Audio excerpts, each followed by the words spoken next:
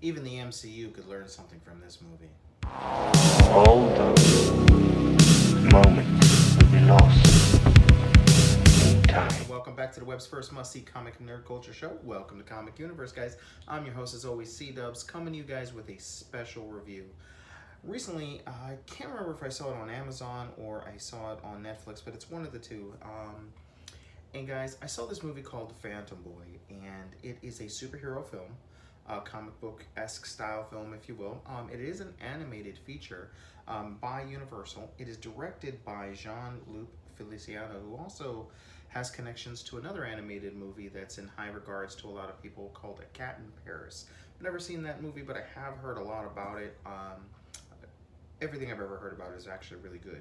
Now, this art style for this animated movie kind of brought me, it's going to sound weird, like I felt like almost I was reading a book or maybe watching an episode of Reading Rainbow when I was a kid. I remember seeing things similar to this art style, but it's really beautiful. It's really, really quaint and really special. It has a villain in it that literally could fit as one of Batman's rogues, like truly. His name is The Face, and he has, basically he is hideously deformed, but when we see him, his face looks almost like a Picasso painting of some sort, like different colors and shapes all in his face, and it's never really explained to us what happened to him, just basically that he's deformed and wants to get back at the city.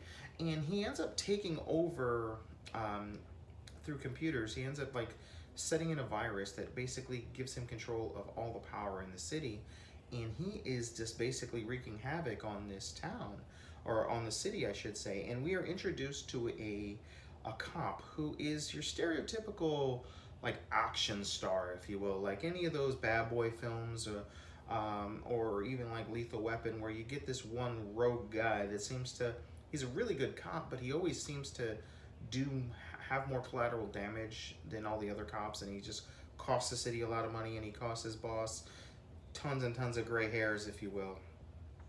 And he ends up, constantly, doing a good job, but just costing his boss like stress beyond belief. So his boss is like, you know what, man, I can't deal with this anymore. You need to go, and you are basically exclusive at the docks. Like, you are just going to cover the docks and watch over the docks and patrol that area, basically. And wouldn't you know it, the moment he goes to the docks, some shenanigans starts happening, and he ends up actually getting hurt, if you will, and going into the hospital.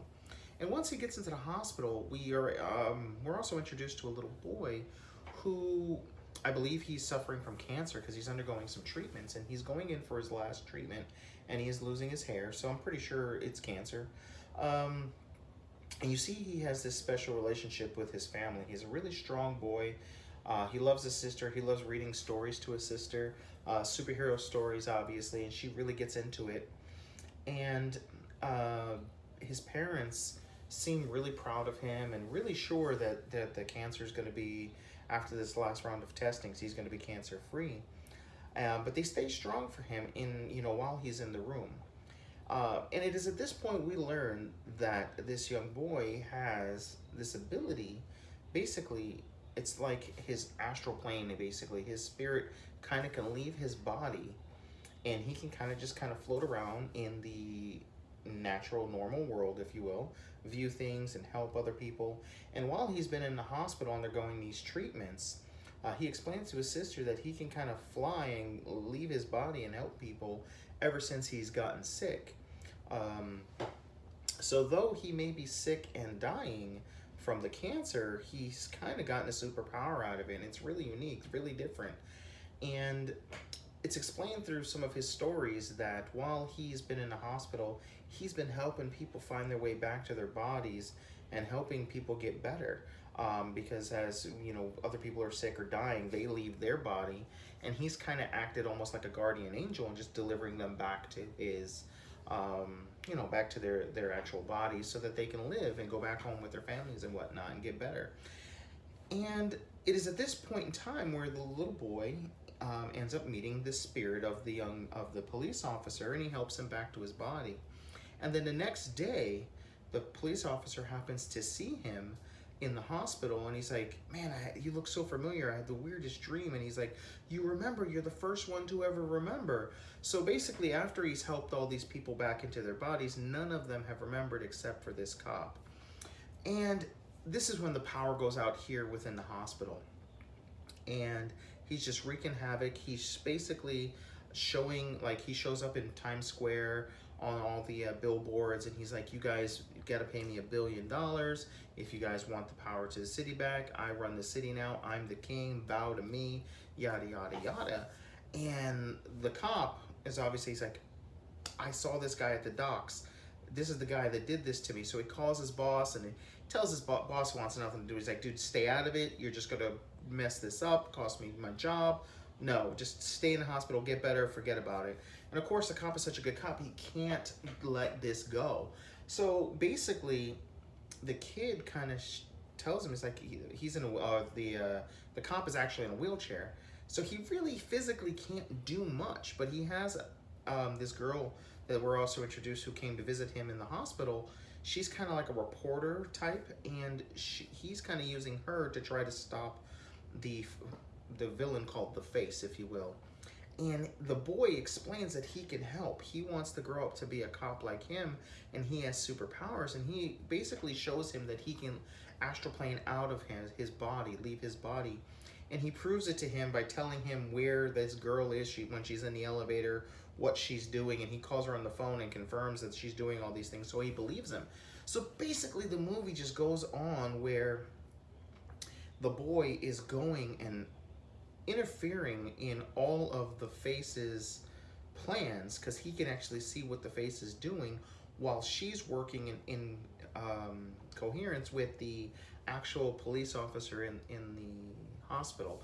And it's just this really cool dynamic between this young boy, the cop, and his girlfriend, or I think they become boyfriend and girlfriend by the end of it. But it's just so well done. It's such a nice tale, and it's all, one story. It's all contained within this one story. It's kind of like a breath of fresh air. Now, don't get me wrong, I absolutely love the MCU, but, having to watch 15, 16 movies, whatever, just to kind of get the full scope of what's going on in the Avengers. Granted, you don't necessarily need to, but if you're not in the know, it's quite simple to lose or forget something. Especially when we're talking so many years. And again, I'm a big fan of DC Comics, but let's not go into their shared universe. So it was really nice to get this one cohesive story. And also within the story, we find out that if he's out of his body for too long, okay, that he starts to fade, and his spirit basically will die and go to heaven, I assume, or hell. It's never really explained, but they just kind of would fade out of existence. And it's really imperative that he, after a few hours or whatnot, he goes back to his own body basically to recharge. And it's so touching, and I absolutely loved it. I'm not going to ruin it for you guys, because I want you guys to go out and experience this movie, because it was really, really good. And I know I'm the type of guy, man. I love watching B movies and stuff like that. And I know I've done a couple of videos, and I know some of you guys may not be into those things, but I know a lot of us nerds out there are. But this is not a B movie. This is a movie that honestly, I would put it right up there with The Iron Giant. That's how much I love this film. Okay, and The Iron Giant wasn't appreciated when it hit the theaters. So go check this movie out. It's either on Amazon or it's on one of those streaming services. I'm pretty sure it's not Hulu. It's either Amazon or Netflix. Check it out. It's called The Phantom Boy. Now, the art style may not be for everybody, because it is a really basic, like really children's book type art style. But guys, I mean, with the likes of like Rick and Morty, which I love, one of my favorite shows of all time, the art style and that isn't all that great, or even like Adventure Time.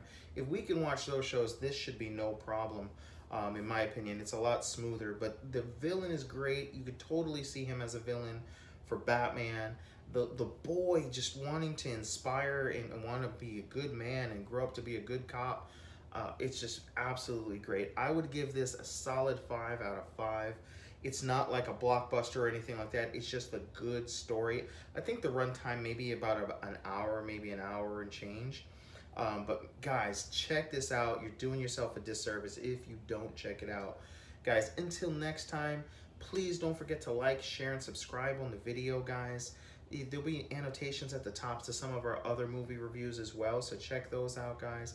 Please, please, please, guys, if you've watched these videos or any of our videos, I just ask, take a second, give us a thumbs up, because that's what helps us grow.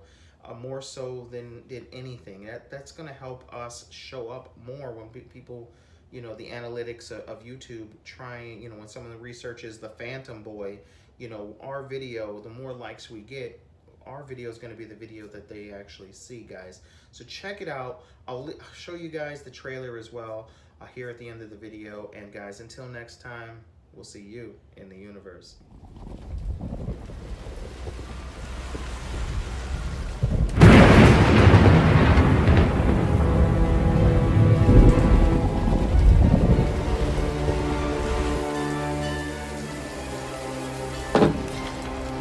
My dear Mayor, tonight I have a message, so pay close attention.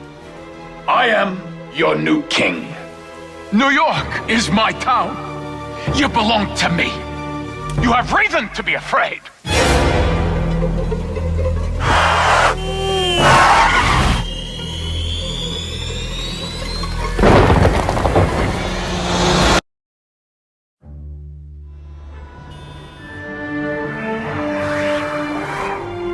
I can help you. Trust me.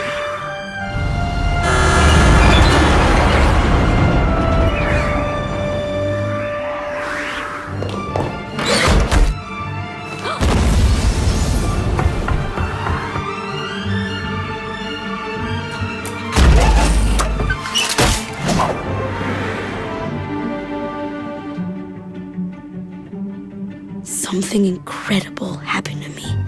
So listen up, because you're not gonna believe this.